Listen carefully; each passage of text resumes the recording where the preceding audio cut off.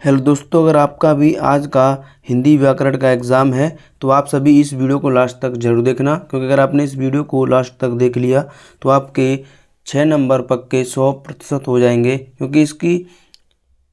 क्योंकि आज की इस वीडियो में मैं आप सभी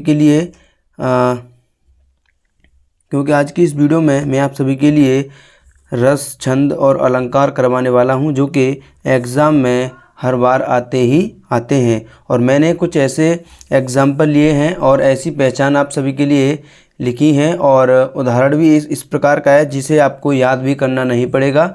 आपने बहुत सारी वीडियो देखी होंगी, लेकिन ये वीडियो आप सभी के लिए बहुत ही ज़्यादा इम्पोर्टेंट और स्पेशल होने वाली है। तो आप सभी इस वीडियो को लास्ट तक ज़रूर देखना, जिससे कि आप अच्छे से 6 नंबर अपने एग्ज़ाम में पक्के कर पाओगे। जैसे सबसे पहले मैं आपको बताता हूँ छंद, यानी छंद क्या होता है और कौन से छंद आपको इम्पोर्टेंट है जो कि याद करने हैं। तो सबसे पहला है हमारा चौपाई। कौन सा है? चौपाई। तो चौपाई की पहचान क्या होती है और उसका उदाहरण क्या होता है? देखो, आपको इसका उदाहरण तो बहुत ही सरल है, जो कि आपने इसको बहुत बार बोला भी होगा, जो कि आपके सामने लिखा हुआ है। तो सबसे पहले हम इसकी पहचान को देखेंगे कि इसकी जो पहचान है वो क्या है।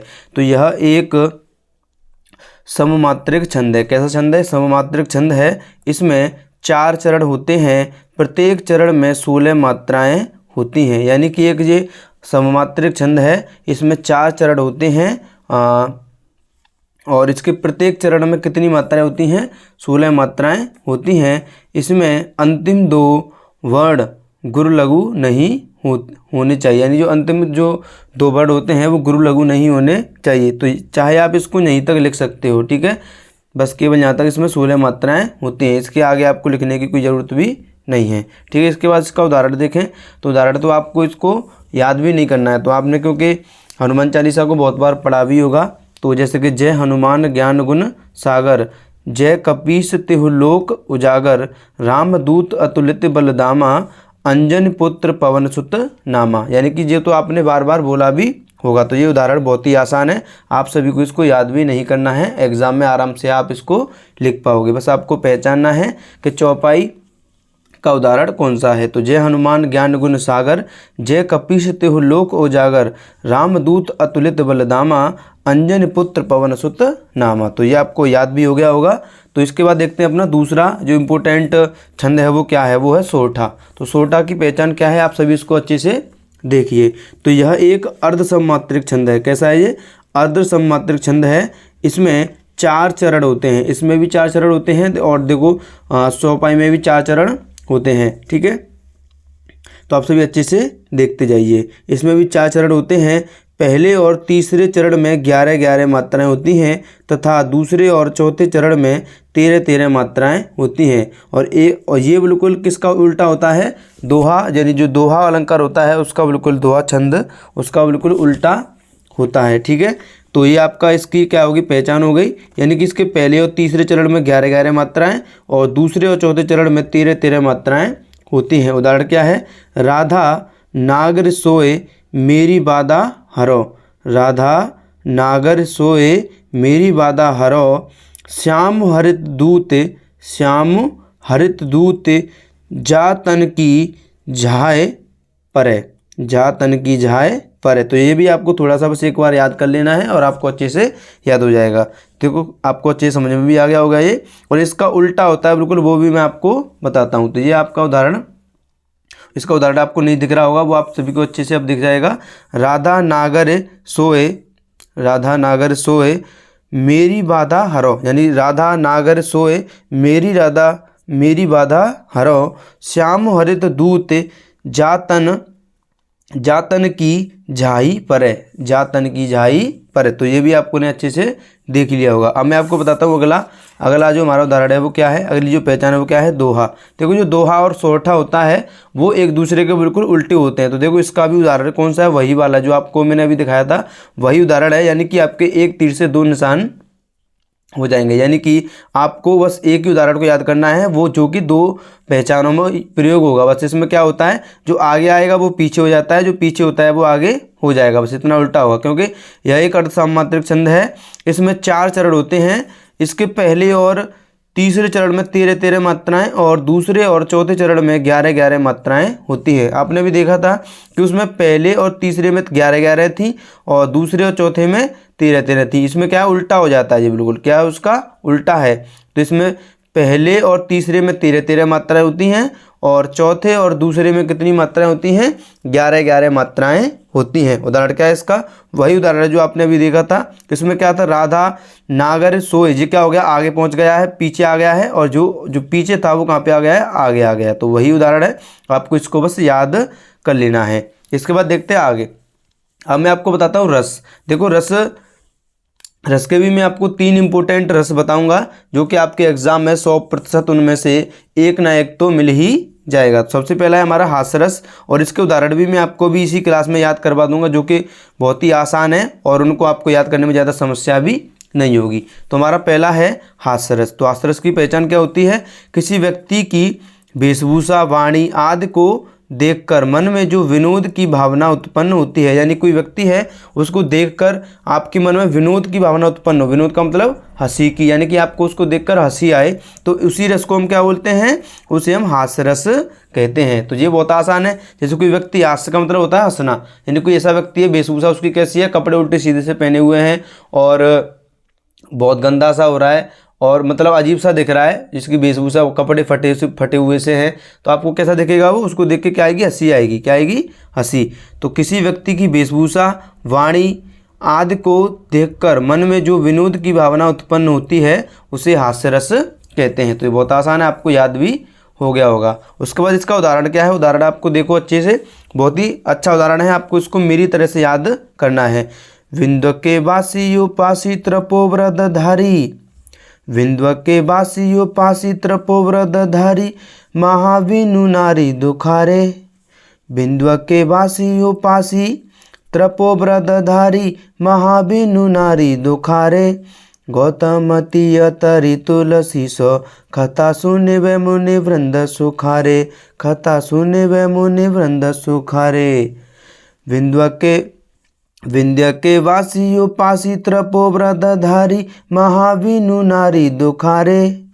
गौतमती तरी तुलसी सो, कथा सुने वे मुनि वृंद सुखारे। तो ये भी आपको अच्छे से याद हो गया होगा। तो जैसे मैंने आपको याद गाने की तरह इसको याद किया था, आप भी इसी प्रकार से इसको याद कर सकते हो। तो आप सभी एग्जाम को देने से पहले एक बार इसको वीडियो को पूरा जरूर देखिए। इसके बाद देखते हैं करुण रस। करुण रस क्या होता है, देखो करुण का मतलब होता है एक तरह से शोक, क्या होता है, दुख होना। तो किसी व्यक्ति की वेशभूषा, वाणी आदि को देखकर मन में जो शोक की भावना उत्पन्न होती है, यहाँ पे किसकी भावना थी, यानी विनोद की भावना उत्पन्न हो रही थी, और यहाँ पे शोक की भावना उत्पन्न होगी, यानी कि उसको देखकर मन में दुख आएगा। क्या आएगा, दुख आएगा। उसे हम क्या बोलते हैं, करुण रस बोलते हैं। यानी कि इसमें केवल एक अक्षर का अंतर है, यहाँ पे विनोद आएगा और यहाँ पे क्या आएगा, शोक, बस इतना अंतर है, बाकी का सब सेम है इसमें। ठीक है, तो आपको ये भी अच्छे से समझ में आ गया होगा। अब इसका देखते हैं उदाहरण। उदाहरण क्या होता है इसका, उदाहरण भी बहुत ही आसान है, इसको भी मैं आपको याद करवाता हूँ। मणि खोए भुजंगसी जननी, मणि खोए भुजंगसी जननी, फनसा पटक रही थी शीस। मणि खोए भुजंगसी जननी, फनसा पटक रही थी शीस। अंधी आज बनाकर मुझको न्याय किया तुमने जगदीश। मणि खोए भुजंगसी जननी, फनसा पटक रही थी शीस। अंधी आज बनाकर मुझको न्याय किया तुमने जगदीश। तो ये भी बहुत ही आसान है, आपको इसको भी एक दोहा बना के याद कर लेना है। जैसे आप दोहा याद करते हैं उसी प्रकार से इसको भी याद कर लेना है। इसके बाद देखते हैं हम अपना तीसरा जो इम्पोर्टेंट रस है, इसको भी आप अच्छे से देखिए, वीर रस। कौन सा, वीर रस। युद्ध अथवा किसी कठिन कार्य को करने के लिए मन में जो उत्साह की भावना उत्पन्न होती है, यानी कोई कठिन काम है या हम युद्ध लड़ते हैं तो हमारे मन में क्या आता है, उत्साह उत्पन्न होता है। क्या, उत्साह। ठीक है, यानी उसे ही हम क्या बोलते हैं, उत्साह उत्पन्न होता है, उसे वीर रस कहते हैं। क्या कहते हैं, उसे वीर रस कहते हैं। इसका उदाहरण बहुत ही आसान है आपको, और आपको इस उदाहरण को आपने सोशल साइंस में पढ़ा भी होगा। तो क्या है, बुंदेले हर बोलों के मुख से हमने सुनी कहानी थी। बुंदेले हर बोलों के मुख से हमने सुनी कहानी थी। खूब लड़ी मर्दानी वो तो झांसी वाली रानी थी। खूब लड़ी मर्दानी वो तो झांसी वाली रानी थी। तो ये भी आपको अच्छे से याद हो गया। बुंदेले हरबोलों के मुख से हमने सुनी कहानी थी, खूब लड़ी मर्दानी, वो तो झांसी वाली रानी थी। तो ये भी आपको अच्छे से याद हो गया होगा। अब मैं आपको बताता हूँ, आपकी अब 4 नंबर की तो पूरी जुगाड़ अच्छे से हो चुकी है।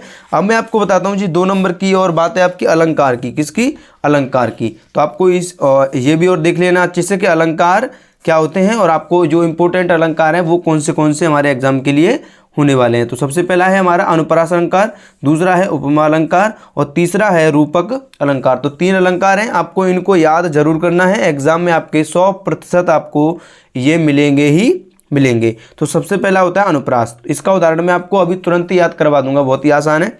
तो यहाँ पे अनुप्रास अलंकार का जो पहचान होती है वो क्या होती है, वो आप अच्छे से देखिए।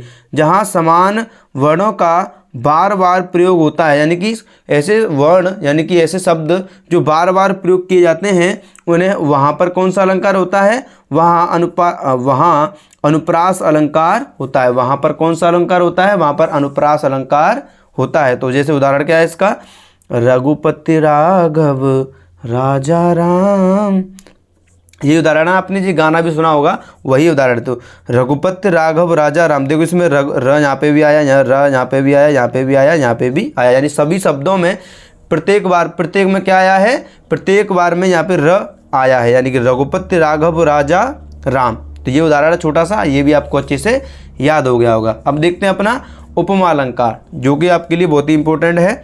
उपमा अलंकार क्या है, जहाँ पर उपमेय की तुलना उपमान से समानता के आधार पर की जाए। यहाँ पर उपमेय की तुलना उपमान से समानता के आधार पर की जाए, वहाँ उपमा अलंकार होता है। वहाँ पर कौन सा अलंकार होता है, उपमा अलंकार वहाँ पर होता है। तो कौन सा उदाहरण क्या है इसका, फूलों सा चेहरा तेरा, फूलों सा चेहरा तेरा। देखो तुलना यहाँ पे कैसे हो रही है, फूलों की तुलना चेहरे से हो रही है और कलियों की तुलना मुस्कान से हो रही है। तो इसी प्रकार से यहाँ पे ये है, उपमेय की तुलना उपमान से की जाएगी। किससे, उपमान से। समानता के आधार पर की जानी चाहिए, कैसे, समानता के आधार पर की जाए।